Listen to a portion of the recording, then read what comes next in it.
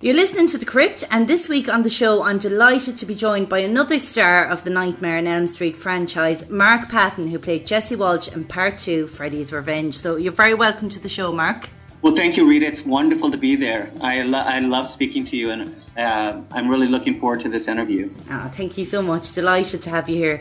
Well, firstly, I want to talk about how and when you first started acting. Well, I began acting as a child, really. I was a gymnast as a young boy, and a competitive gymnast. And I broke my leg so many times, my father wanted to find something else for me to do. And then, my family is a family of singers. So we all sang and played instruments and, had a good time with that. And I just had one of those really beautiful boyish voices that was so sad. I could sing the really melancholy songs really big.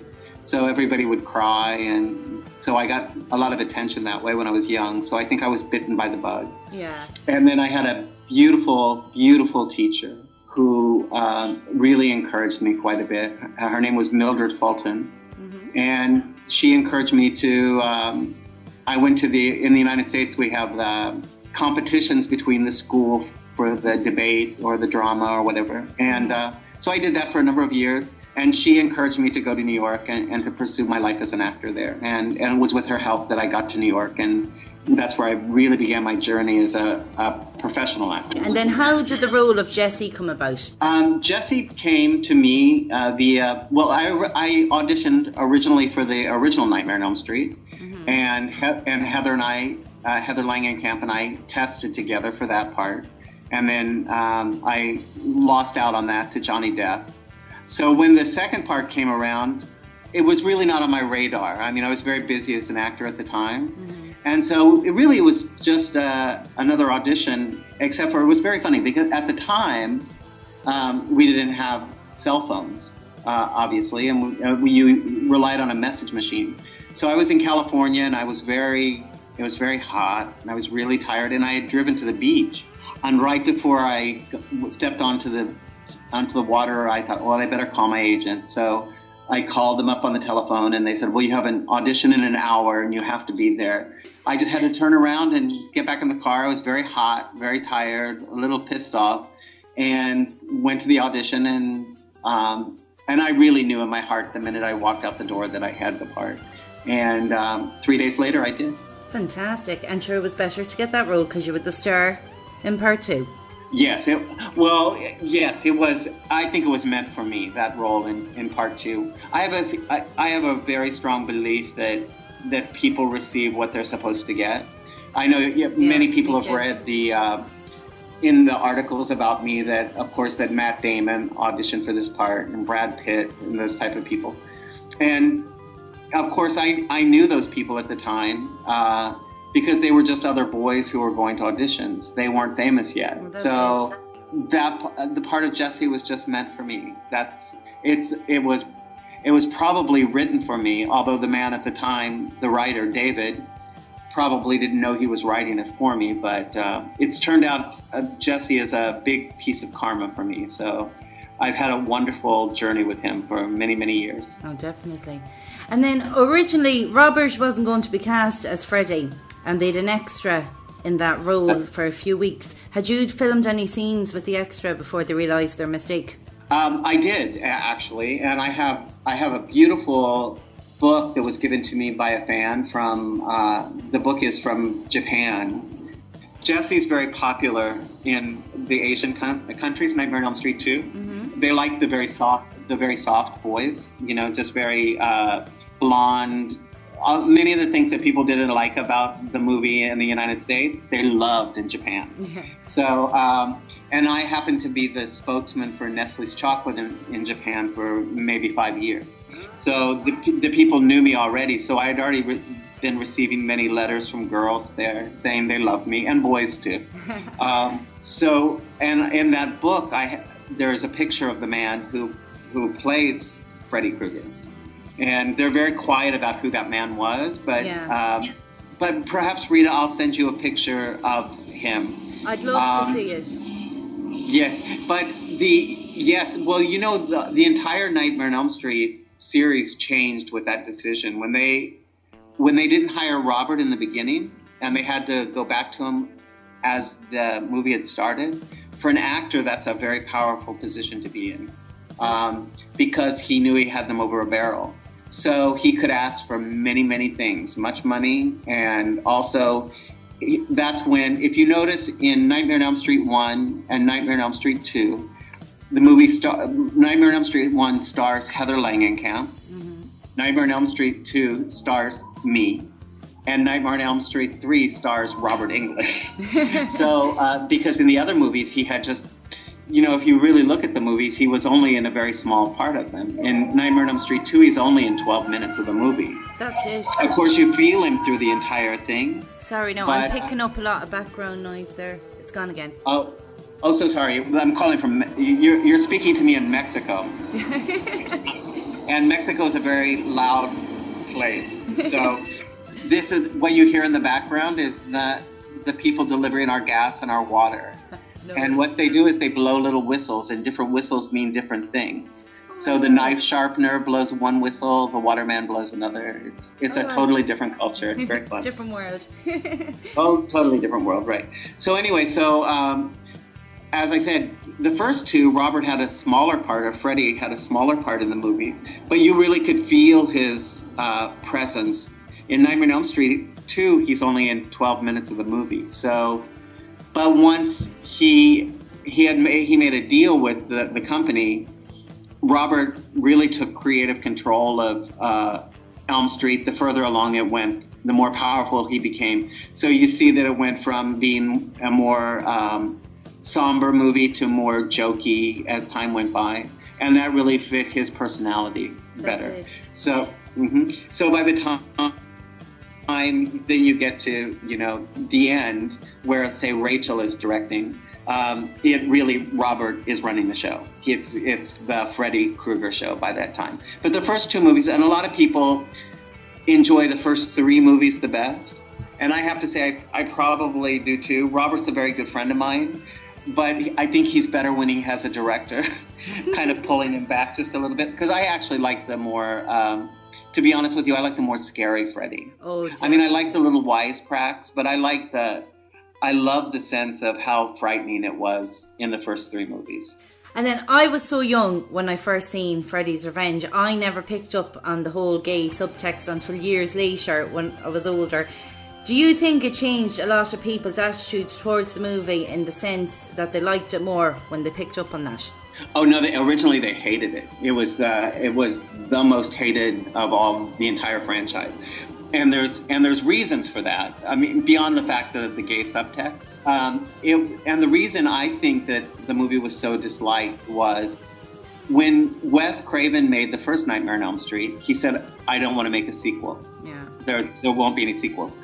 So, they handed it off to somebody else. But when it became clear that it was going to be what it became, then Wes came back and directed the third one, of course.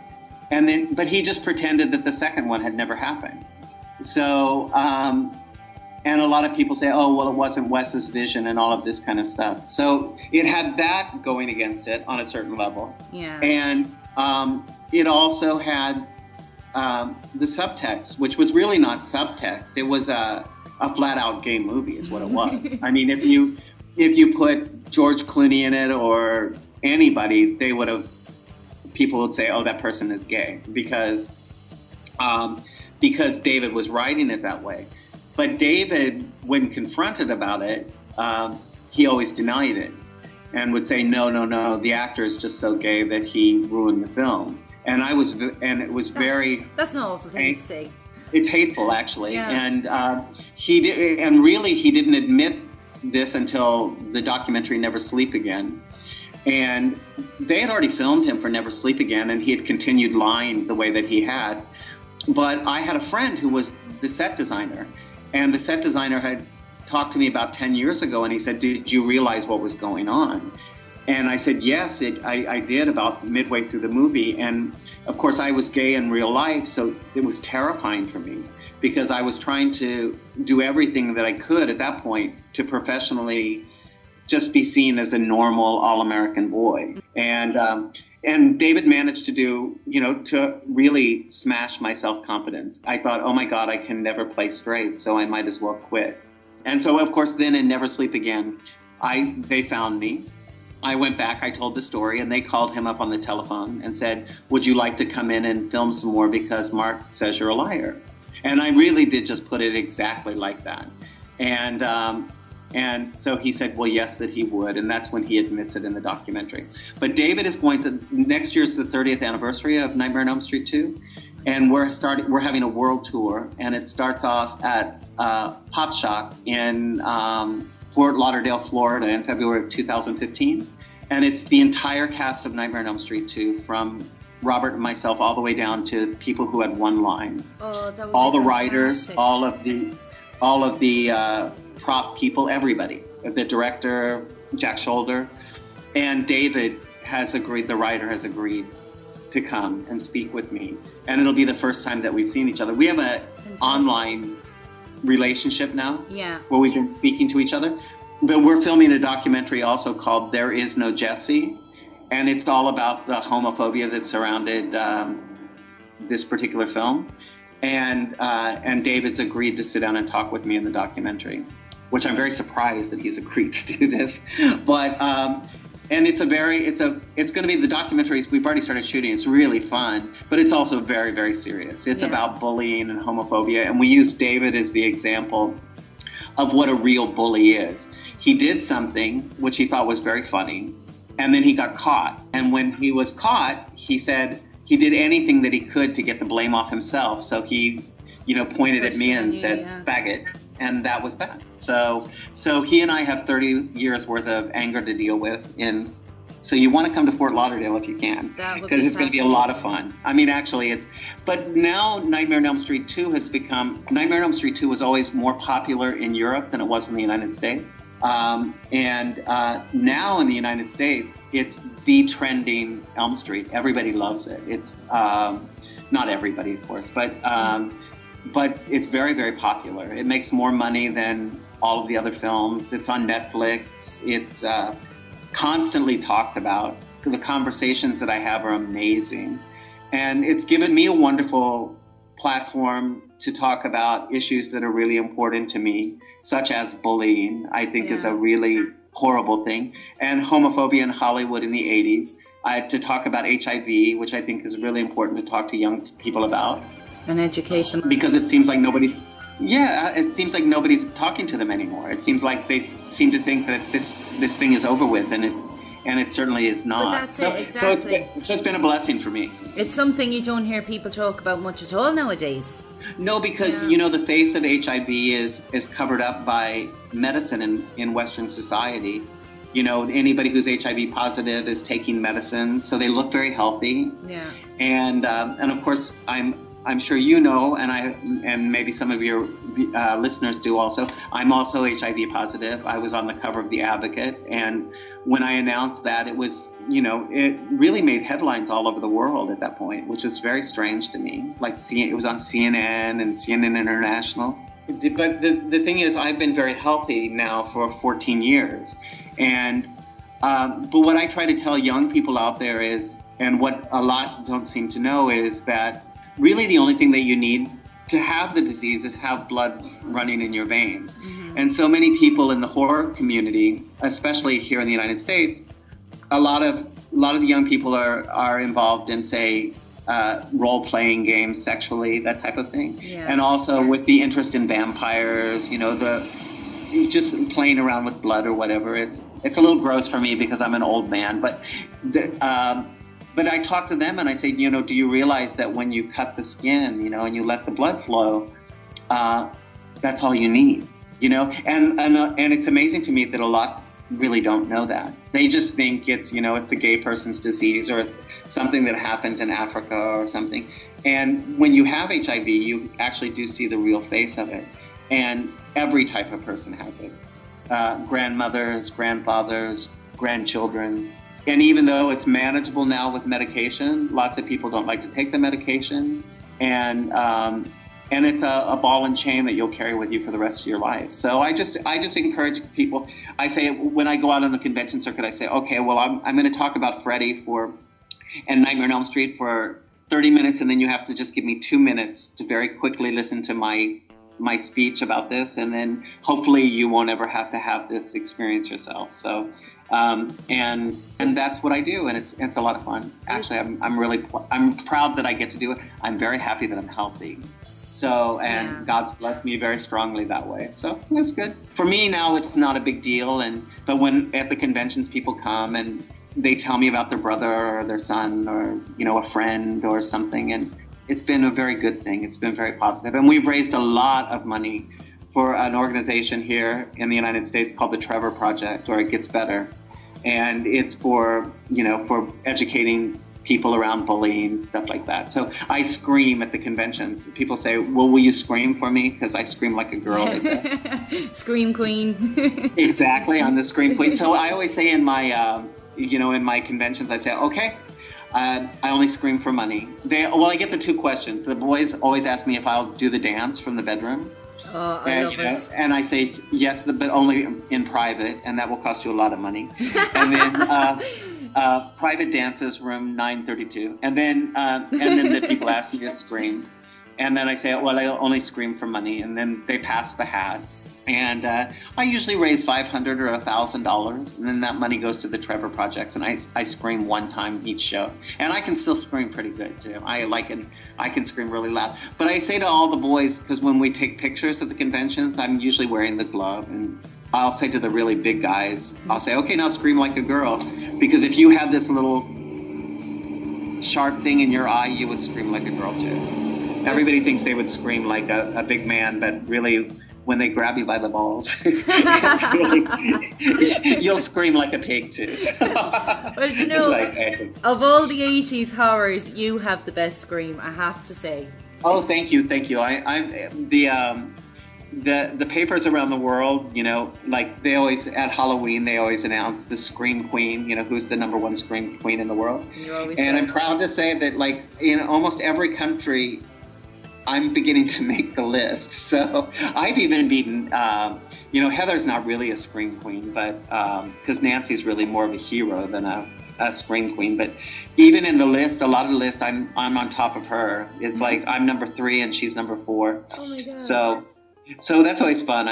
We always laugh about that, So but Out Magazine and the Hollywood Reporter named me the #1 Scream Queen of all time, which is like the funniest thing I'd ever. I would just laugh hysterically because at one time in my life that would have embarrassed me so badly. But not now. Something to be proud of. Oh, but not now. My brother actually was at the convention in Kansas City that I was just at. I was in my hometown for a Crypticon convention, which is a big convention here in the United States. And my older brother had never really heard my whole story told from the point of view of an actor. Mm-hmm. And afterwards, he came up to me and he was just so proud of me. And he said, you really should be a talk show host. It's just, you're so good. And he said, when I see that guy, when I see David, I'm going to punch him in the nose. And for you. And I said, you know what? You don't need to do that anymore. I've gotten really strong. I can punch him myself. Because I've turned into a very strong person around these kind of issues. I'm a very strong man. And I stand up for people all the time who are afraid. And so I've learned to protect myself. He used to protect me when I was a kid, but I said, you don't need to do it anymore. I can do it myself. But it was sweet of him to offer. It's always nice when your big brother offers to punch somebody out for you, I think. But I think that's the thing though. I think it's you people love. The fans, even more than, like, you have all these movies and everybody loves Jason and everyone loves Mike Myers, everyone loves Freddy. But I think it's you as a person that people love when they look back on Nightmare on Elm Street 2, Oh, thank you so much. That's really sweet. One of the things that the conventions have started to recognize with me is I may not bring the most people into the convention. It's like people come to see Robert, and Robert, will have, of course, Robert's signature is very expensive, but Robert will maybe $60,000 for a show. And he's signing autographs every 15 seconds. And he's a wonderful celebrity that way. I mean, he's very, like, when it's your time, he's focused on you and all that. But when the comments come back to the convention always, there's so many of them that say, you know, my very, very favorite experience of the entire show was Mark. And, you know, please have him back. And it's because I actually genuinely do like people. Yeah. And I tell the actors that go on the conventions all the time, you know, because there are a lot of them that are not so nice. And I always say, look, if you don't want to do this, don't do it. Because if you can find something wrong with people coming and telling you that they love you and giving you money to sign your name on a piece of paper, then you just need to stay home. Yeah. Because you'll spoil it for them. You know, it's like I try to remember all the time that some people have watched Nightmare on Elm Street 100, 200 times.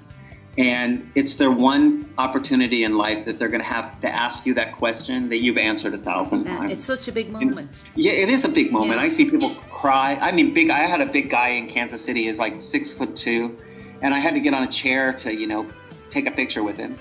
And he was shaking so much, and he was so nervous that, I mean, I could feel his body just trembling. Oh. And, you know, he's a grown man. He's 45 years old. But he, like, after the picture was over, he said, you know, I've watched this movie like 300 times. I feel like you were my best friend. And his wife's standing over in the corner, you know, kind of beaming. And then she'd say to me, you don't know what this means to him. And so I try to remember that all the time, because it is really the one time that people will see you.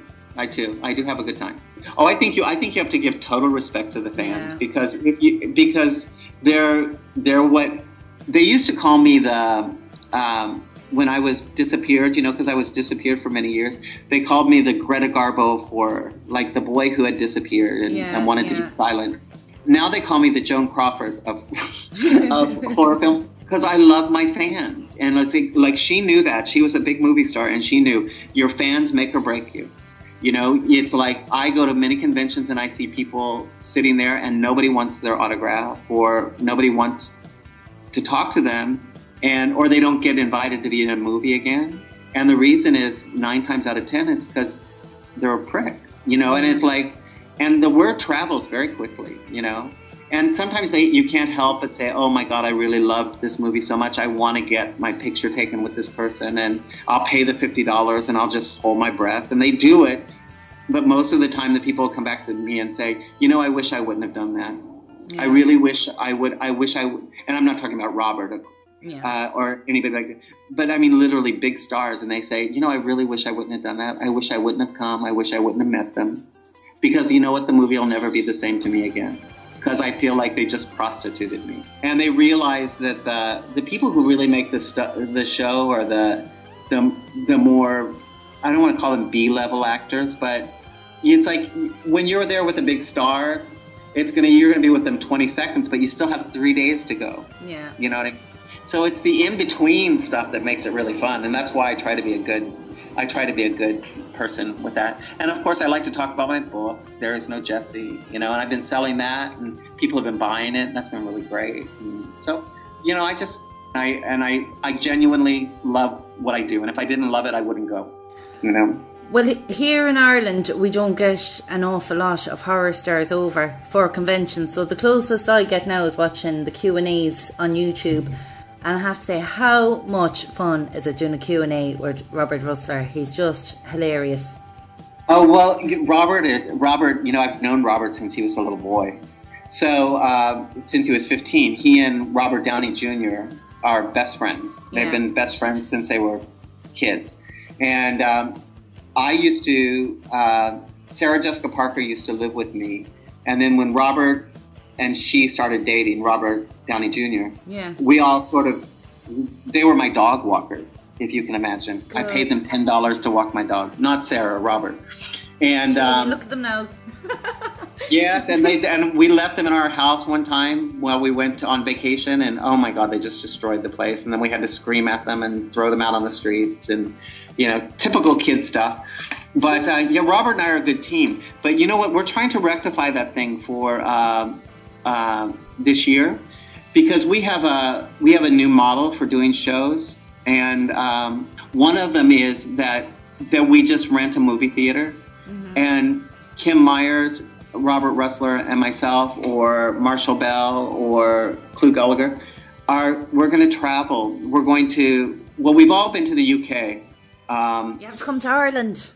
That's what I said. That's what I told them just the other day. I said, all you have to really do is we'll rent a movie theater and show the film, and the three of us will come and sign autographs and meet the fans, and it'll just be a one-night thing, and charge people enough money to pay for the theater and for an autograph. And I think we're going to do it in Spain, so there's no reason we shouldn't come to Ireland. What don't you think? Yeah. I think people would love it. Oh, go crazy for it. Everybody will come out to that because, as I said, you don't really get many horror fans. They've only really now the last couple of years, there's an awful lot of anime conventions in the country and manga, and it's only now this year MCM Comic Con came back in April, and then we have Dublin Comic Con. This is only their second year, so it's only through them we've started getting a few. Getting them into the... Yeah, I did. I was supposed to go to Glasgow, Scotland for a show, and I hurt my back. So I'm going to come back for there. And what we had thought we would do is actually, for the 30th anniversary, is just put it together and we'll go to Showmasters London, and then just pop around the continent. Just go to Ireland for 3 or 4 days, Spain for 3 or 4 days, and do a show in each country. And I've done a lot in Germany already, but I really do think it's a good idea. And if you put it out there to your listeners and tell them to say hello to me, and we have our producer already as far as the funds go to do it. We will just have to hook up with interlocutors in the country. If we were going to come to Ireland, we'd get in touch with you and say, would you recommend for us the city to go to and a theater, and then you can talk about it on your radio show, and then we'll be there before you know it. Oh, that'd be excellent. I would love that.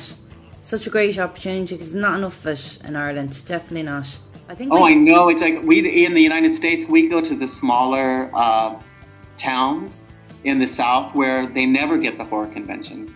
And honestly, when you go to those, you make more money, more people come, and they're actually just so thrilled that you're there, because then it really becomes a once-in-a-lifetime experience. If you live in New York or New Jersey or California, you can always go to the conventions. Well, that's it. It's something you can do all the time, so it's such a big deal in a small town. Absolutely, and I love that excitement. And of course, you can tell by looking at me that my ancestors come from your country. So, so I would love to come and visit you all and soak up that Irish love, because that would be really fun for me. Well, there you mentioned for people to come and say hello to you online. I have to say, your Facebook page, I have never seen anybody who interacts so much with their fans on social media. It's fantastic. So anybody who is a fan of yourself, if they go on, you talk to everybody. I think that's wonderful to see. Oh, thank you. Yeah, I did. I really have done. We're in the process right now of streamlining everything, because all in all, I have on in social media right now, I have about 20,000 people. I mean, my Facebook is full, and then I have maybe 3,000 followers on that particular one. Mm-hmm. But I honestly, and I don't know what the radio is like there, but no BS here. I really do answer every email I get, and I have a life too. I mean, I own an art gallery, and I travel, and I'm a painter. But I really do take the time to.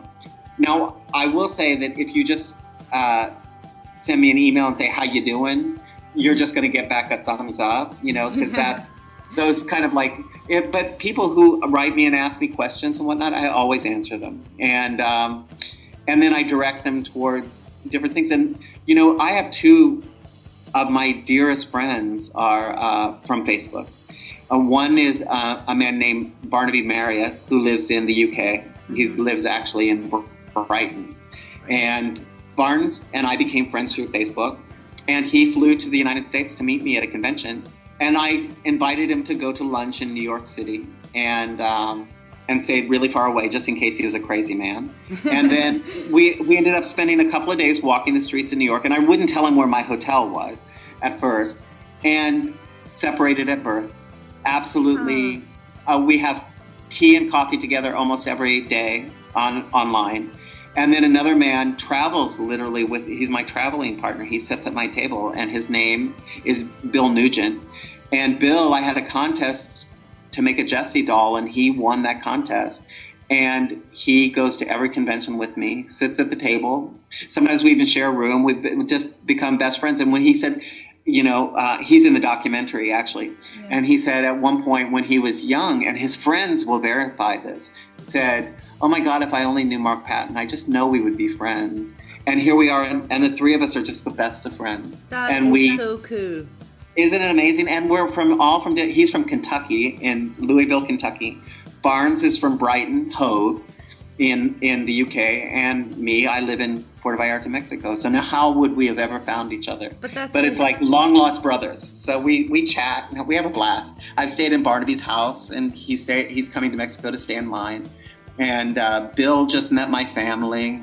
They all knew all about him, but he played with my nieces and nephews, and we had a pool party, and it was really fun. So people are just amazing, aren't they? That's such a positive side to Facebook, because I've the same now. When I posted about you coming on the show yesterday, that lady, Anne Lamont, that commented on it, we met through Facebook, and we're the best of friends. We've so much in common, and only for Facebook, we never would have known each other. Oh, absolutely. Oh, there's the haters too. I mean, you really have to know how to manage your social media, especially if you're a celebrity, because, a lot of people say mean things. I mean, it's just, if you look on IMDb, you see it's easy for somebody to sit in the dark and, say horrible things about another person. Yeah. And I really sort of pity those people on a certain level. But I don't know what it is. Nobody ever posts negative stuff on my page or around my page. Once in a while, somebody will be convinced that I'm going to hell, so they need to proselytize me about church or something. And I don't know what it is, but But at that moment, Tuesday night always shows up, and she's like, "Shut your mouth! Don't talk to me." And I'm like, "Oh my God, she's my dream warrior." I mean, it's like she comes into my computer. It's amazing. I'm like, "Tuesday, do you is there an algorithm that you have if they say a bad thing to me?" But she just has a sixth sense about it.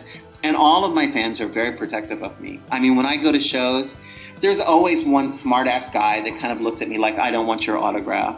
And, I don't like that movie. And I have an audience full of straight men sitting there in Scream Queen T-shirts. It's just it's great. So, but I don't put up with any BS either. None whatsoever. If you say something nasty to me, or if you, a man bought a copy of Jesse's Lost Journals from me, and, so we're sending the book off to him, and then he sent me this email. Now, he'd been a perfectly nice person for a year. He asked me, if I would pose in my underwear and this kind of stuff. All of a sudden, it became very nasty, right? Because he was like, "You're in your underwear in the book, in the movie all the time, so maybe you could sign some underwear." And I was like, "Your refund is coming. Delete." Yeah. I'm not even going to send you the book. You're like, "Oh, pervy person," So, but I've learned, when that type of thing happens, you just hit delete. Yeah. And pretend, Delete and block.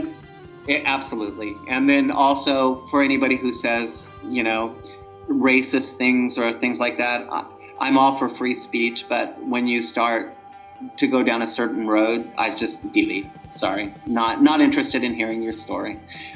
Go and tell it to some other crazy person. The internet trolls who sit there just waiting to chat. It happened to me. Through my show, I'd run competitions for children with disabilities. So right. I ran one. I broke it into a boy and a girl because I just run the show by myself. So the amount of emails I should get in when I do the competitions is crazy. So if I don't divide it into categories, I'd never be able to get through them all by myself. So I done one for a little girl to turn her into a princess for a day. So she got to stay in a big castle. A local toy shop filled her bed with toys. Beauticians came in and done her all up. It was fantastic. So done that one. Then I thought, right, I'll do one to send a little boy to Comic-Con. And he was brought as a VIP, and they got put up in a hotel and everything. But as soon as I said, nominate a little boy with special needs to go to Comic-Con, I got so many emails given out to me telling me I was discriminating against girls. I was putting children into boxes. And I was like, I said, I just done one for girls, so I'm doing one for boys now. No, they wouldn't heed it and just attacked me. And Dublin Comic Con said, you know, just ignore them. You're trying to do a good thing to help people, and if that's going to be their attitude, block and delete. Oh, absolutely. You know, I really, Rita, when you do the right thing, and I've always found this to be true, is as for every one that you delete, and when you're a stand-up woman, you know, 10 will follow, replace them. Well, that's because I mean, it really is the energy that the kindness to even think of doing something like that, you know, is most people don't ever think about it. They don't think about anybody but themselves. And I understand when you're working and you have a job that you don't, maybe it's not what you really hope that you would do with your life, that life can become really dreary. And it's like this challenge that's going around the United States, the ice bucket. Yeah. Have you seen that? Yeah, it's filling up everybody's feeds at the moment. Right, and you know, and the funny thing is, it's like, first of all, it's not everybody can afford $100. Number one, $100 is a lot of money to many people, and but there's nothing wrong with getting the word out there. But there's also nothing wrong with saying, you know what, I'll pass this on, and the information's really good, but I can't afford. And I don't choose to spend my $100 there, you know, because I've received that challenge like 100 times. You know, everybody nominates me for that challenge, and everybody nominates Robert for it too, you know, and I'm sure the other Nightmare on Elm Street people get it also. But it's like if you sent out $100 every time you got nominated, then you'd be broke. Well, that's it. And also, and then somebody's going to call you an ass if you don't do it, and you just can't listen. Because it's like you just have to continue to do the good thing that you do, you know, and then hope that gets to the correct person. And I think it's amazing. If you ever do any, again, and you need any books or signatures or anything like that from me to help you along, just ask and I'll be right there for you. Oh, you're an angel. That'd be fantastic, so would. I'll definitely be calling on you for that now. Oh, yeah, absolutely do, because you can auction them off or whatever you want and then apply the money to the, you know, whoever you're cherishing, either boy or girl, because we love them both. Oh, you're boys fantastic. and girls equally, you know. Do you know what? There's actually a joke going around in Ireland on Facebook about the bucket challenge, because this year they're bringing in water rates. We never had to pay for a water before, and from October now we have to start. So they're throwing around pictures saying they won't be at this bucket crack when the water rates come in. So that's all you're saying. That's fabulous. That's fabulous. You should put that on. I know. I think what is a good crack? Is that what you call a joke in Ireland? Good crack, yes. I think it's a good crack. So. You'll have all the slang words for the interviews up. Oh yes, I love this.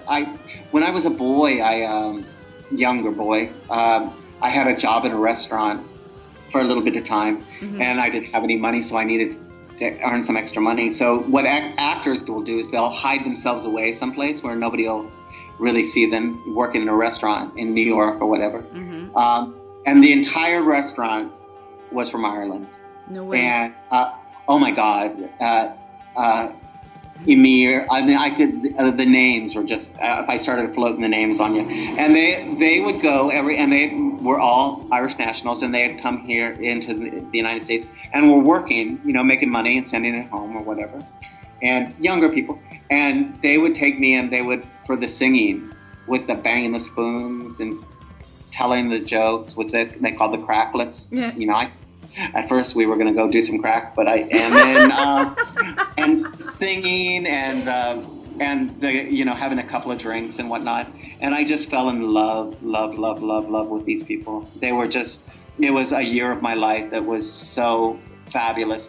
And they took me into that Irish underworld in New York, you know, where there's a whole world that exists there of just Irish people, you know.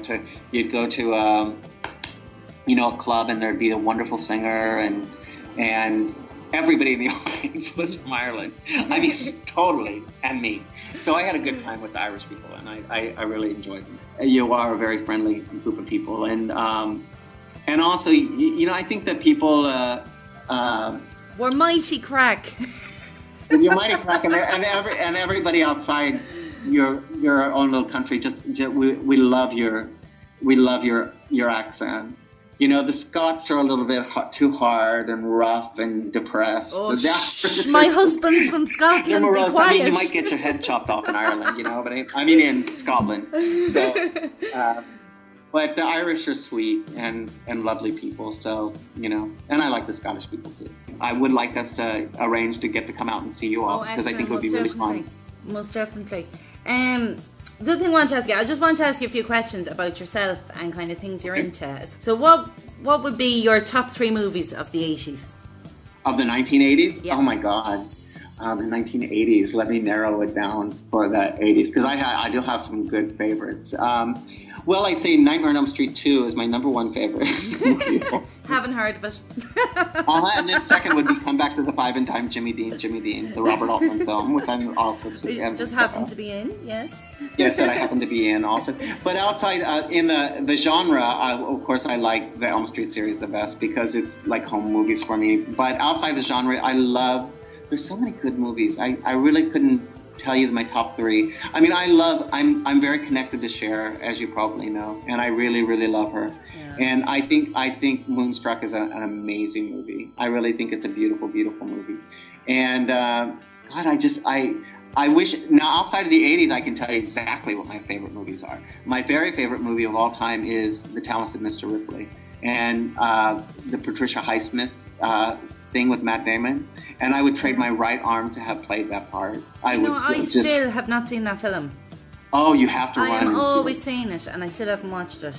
It's amazing. It's amazingly dark movie and very watchable. And of course, you know, people always ask me the Matt Damon question, and I'm like, would you trade Elm Street for Ripley? Mm-hmm. And it would be a toss up for me because I love that movie, and I love The Devil Wears Prada too. My friends and I quote that movie all the time. But I also like movies like the movies that were really instrumental to me were movies like In Cold Blood, Straw Dogs, Last House on the Left. I loved this movie when I was young. So, you know, out of the genre movies, the 70s really scary movies were really, because I was a kid then, and, you know, of course I watched them. And my dad would drag us off to the movies and watch them, and my mother would say, don't take those children down to see that horrible movie. And he'd say, what do you want to see? And we, you know, where we ended up. Well, that's it. Your dad's like mine. That's how I'm such a horror fan. I was watching horrors with him since I was like 3. Passed it on to my child now. She's 8 and she loves horrors. She was all excited when she heard you were coming on my show. Well, what's her name? Kaylin. Kaylin? We'll tell her I said hello. I will, surely. Also then, you're a big music fan. So who would be some of your favourites? Oh, music? Oh my God. I cut my teeth on, when I was growing up, before your time, I loved Linda Ronstadt and the Southern California sort of rock, 70s rock, the Eagles and all that kind of stuff, because that's the music I grew up on. Yeah, but now, for me, I have many singers that I love, but I love, and we've actually bought the rights to a song from Anthony and the Johnsons, which I really love that band a lot. And I like Sia. I think she's really great. She's like kind of blows my mind on a regular basis. But I think I mentioned before, for your listeners, I do live in Mexico. So right now I listen to a lot of Mexican music, but and Latin pop and borrata and all different kinds of that borrata means cheap. I just mispronounced the name of this kind of music that I love. But and we, of course, everybody in the world loves American pop music. It's just everywhere. So I'm really basically the kind of boy that, like, if you put on almost anything, I'll get up and dance with you because I love to dance. Even in the movie, you know, people laugh at my dancing, and I always tell them, you know what, in the 80s, that's the way people danced. I was a good dancer. I was not a bad dancer. I was a very good dancer. I love it. I can't hear that song without thinking it. The Mexicanos here say to me, I have Mexican hips. I can dance the salsa and the merengue and all that. Really good. I like it. I like music. But I love, I also really love the traditional Irish music. One of the my best friends growing up her name is Connie Dover, and she is a world-renowned interpreter of music from Ireland in the 16th, 17th, 18th century. And she just had this, from the time she was a girl, she had this keening voice that was just amazing. And she's beautiful. And she's in Ireland quite a bit, and she's in the UK quite a bit. And then there used to be a band called Scardigolan, and she would sing with them. And we would listen to really sad, pitiful, sad Irish songs when we were teenagers, and weep for dead soldiers that we didn't know and things like that. So I have that vein too in my body. Really love that music. But it's good. It's good to, like all different genres. I think it's sad just to stick to the one genre, because you're not really experiencing music then, are you? Do you know what I mean? Never. One of my favorite things to do is and I know a lot of people do it. Have you ever listened to the TED Talks on YouTube? No. They're TED, and they have brilliant people talk about topics in a way that folks like myself can understand them. Mm-hmm. And I used to choose which one I listen to, and now I don't anymore. Just whichever one comes up, I listen to that next, and I get informed. I'm the same way with music. Like, I'll turn on YouTube, and whoever they suggest as the next person, I'll just take that person. I don't care. And I've listened to a lot of really bad music, but I've also been taken down little rivers that I would have never found these people, I mean, I have some favorite singers who are YouTube singers who have like 700 likes, and only 700 people in the world know who these people are, but they're fabulous, and I'm like, oh my God, why isn't this person famous? And you just realize how deep, the talent pool in the world is, that there's so many talented people. It's good though to have YouTube as a platform nowadays to get your name out there. Do you know what I mean? Because it's so hard. Oh, it's amazing. When they had here, when Comic-Con was in San Diego, they had a convention that ran alongside Comic-Con, and it was literally for YouTube. And the announcer said, look, I'm going to show you all these people, and we're going to walk with them. And if you're over 35, you're not going to know who any of these people are. Yeah. And they're the most famous people in the world right now. And they had one boy who has a YouTube channel. And, just sort of very fake, kind of blondish boy. And he started out, just talking about his life on YouTube. And I can't recall his name, but anyway, they said, well, show us your power. And he said, okay. So he put out a tweet and he said, I'm going to do a show up at this particular place in 30 minutes. Yeah. And if you want to see me, come and see me. 30,000 people showed up. Oh my God. Yeah, he has 45 million hits on his, and he's a multimillionaire, and from YouTube. And what the whole point of that was that the paradigm for entertainment has shifted completely. You don't need any longer to go to Hollywood to be a star. Look at you and I. You're in Ireland. I'm in Mexico. We're having this conversation. A few years ago, I never would have got to speak with you. Right, and we don't really need anybody to put us together. Well, that's it. All we need is you and I. We found each other. You found me. You asked me a question. I said yes, and here we are. Yeah, and we don't need a studio, or we don't need CBS or ABC, because we have each other. And that is really the new paradigm for making movies and television and music. Is because if you want to make a living at it, if you don't want to be, I hear so many kids say, I just want to make a living doing what I want. Mm-hmm. Well, if you just want to make a living, it's really, really possible to make a living with just 50,000 viewers, which in the world, 50,000 is nothing. It's a drop, Yeah.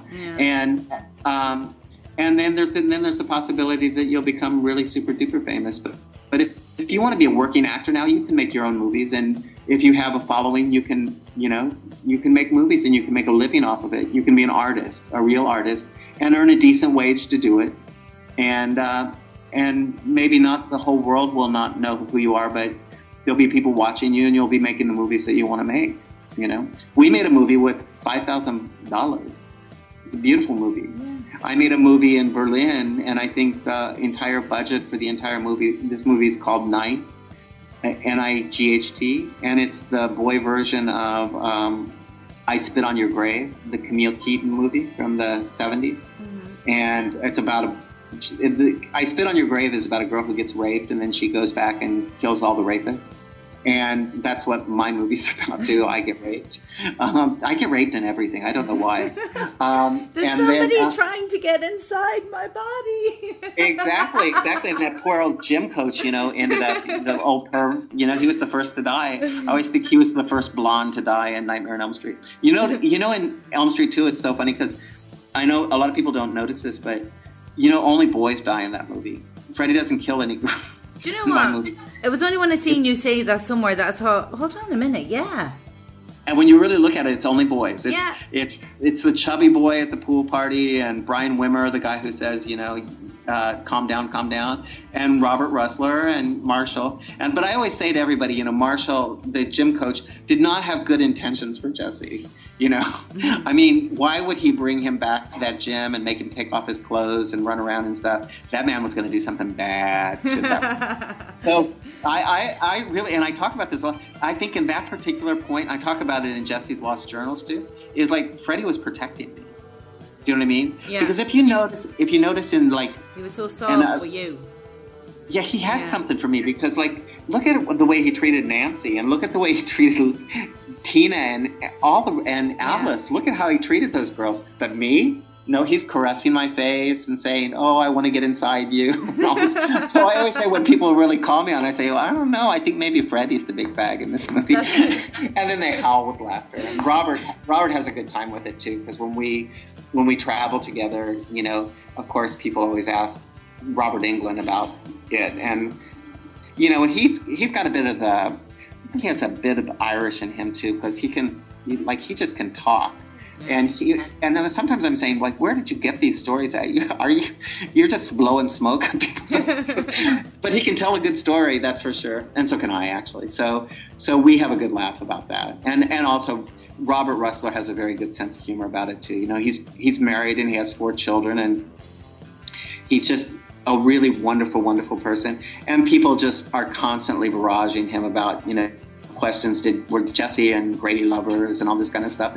I got a couple of posters this weekend because he was in Chicago at Flashback, and the people were like, "Oh, I'm going to see Mark next week," and he signed all the posters, something about Grady, and then he was like, "I love you, Mark, I love you," writing on their posters, and they love it. And then I send little hearts and arrows to him, and then Robert Englund writes something nasty right above the top of our names, and so it's become like a little small inside joke. Yeah. But the fans really love it, and the ones that get it are like, "Oh my God, you guys are crazy," and so it's really fun. Oh, and hopefully one day we'll have you crazy live in Ireland. Oh, I think you're going to be number one in line. I just have a premonition that we'll be there before you know it. Oh, can't wait. I really love Nightmare on Elm Street too, and I really love Jesse Walsh, and I felt at a certain point that people were like brutalizing him. And I thought, he's mine. I love him. And this is a really good movie. And you know what? I'm really proud of my performance in this movie. It's really good. It's a good performance. And I'm tired of people taking a piss on it. And I'm going to go out on the road and I'm going to squeeze every little drop of fame out of it I can. And I'm going to save Jesse Walsh. And that's what I decided to do 3 years ago. And I'm still on the road doing it. I've been blessed to go to so many places in the world. Amsterdam, Paris, London, New York, everywhere, to talk about this. And I'm just going to keep doing it until Nightmare on Elm Street 2 is the most popular horror movie in the entire world. Well, you sold it, because when I watched Never Sleep Again, I felt I got a whole new appreciation of part 2. Well, thank you. A lot of people that watch Never Sleep Again, they say the Nightmare on Elm Street part 2 section is their favorite part of the entire documentary. And if you love that, then you're going to really love There Is No Jesse.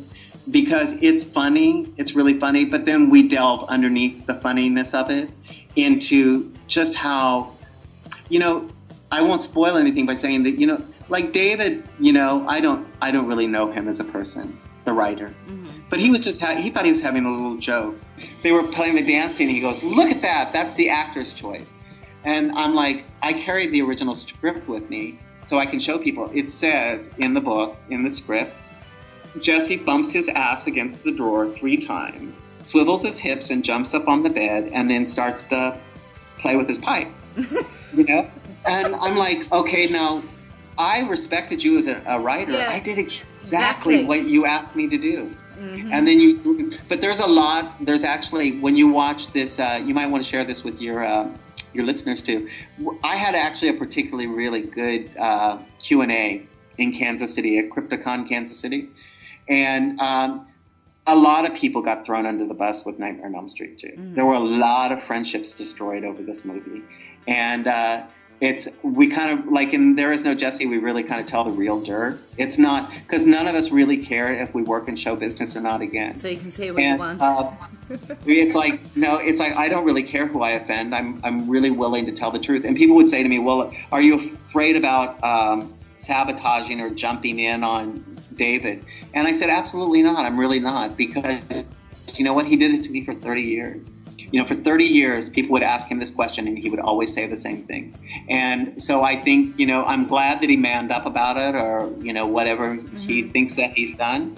But I'm going to give him a good grilling when I see him, and I might pull out my paddle and swat him a tooth a couple of times too, because you know what, he was mean to me, and it was like, and he was cruel, and I don't know what. Now it all turned out good, because here I am talking to you about it, right? But that wasn't his intention. His intention was to make me look like a fool, and I'm, they say revenge is a dish best served cold. Well, the plate is freezing, and so I'm gonna give him one, and you know what? And God bless him, he's willing to stand there and take it too. So that'll be good. When should we be able to see the documentary then? We'll actually finish shooting There Is No Jesse at the Shock Pop Comic Con in Fort Lauderdale. That'll be the last day of shooting, is the last day of that convention. And then I'd say about 3 months for the editing process, and then we'll be on the road. We've already pretty much got a lot of things locked up with this documentary. As far as a lot of gay and lesbian film festivals, big worldwide festivals, have already invited us to come in and show the documentary when it's finished. We have an open invitation. So I think it's going to do really well, and I will make sure you know all about it. And I think people like it. This is not a documentary that's not geared to gay people, and it's also not geared to Nightmare on Elm Street people. The Nightmare on Elm Street will hook you in, and it's interesting in that respect. But the documentary goes far beyond just one movie. It goes to, we have Jesse's, we call them Jesse's, and one of the lines in the movie is when Lisa's mom says, "Oh, Lisa, there's a Jesse on the phone," and so and on the internet that was code word for homo. So there's a homo. So we have a whole bunch of Jessies that we found from all over the world, and they're boys and girls both. And there are people that really related to Jesse, and they sort of pretended he was their friend. And we tell their stories too, about how, that they were afraid to go to school, so they would just stay home and watch Nightmare on Elm Street over and over and over again, and get up their courage. And I had asked people a long time ago, and maybe we can end with this, because it's a good thing. I never understood people's fascination with Freddy. I understood why he was scary and why they liked the movie, but why people so identified with him. I'd say, well, you identify with Nancy or with Jesse, or you want to be like them, and then the answer would always come back to me the same. People always said, from a certain group of people, they said, I wish I had my own Freddy, because I was so terrified to live my life that I sort of wish that I had that dream world to go into. And a lot of people see Freddy sort of the way that I did, as a protector, or that they had somebody like Alice to look out for them, you know? Yeah. And that's why I think the movies are so popular, is because they are about salvation and friendship, because the friends do always go back in to help their friends, like Lisa would kill for me, in the movie. Kim Meyer, she put herself on the line for her man. Listen, Mark, it's been such an honour to have you on the show, and I really can't wait to see the documentary when it comes out. It sounds fantastic, Rita, and you just call me up when you need any pictures or anything like that for or books or whatnot, and we'll try to put together a package so the next time you auction something off, you'll get like some really good signatures. Because I know a lot of people who like to sign their name on posters and things. So maybe we can hook you up with something like that. Oh, you're an absolute star, Mark. Thanks so much. Absolutely.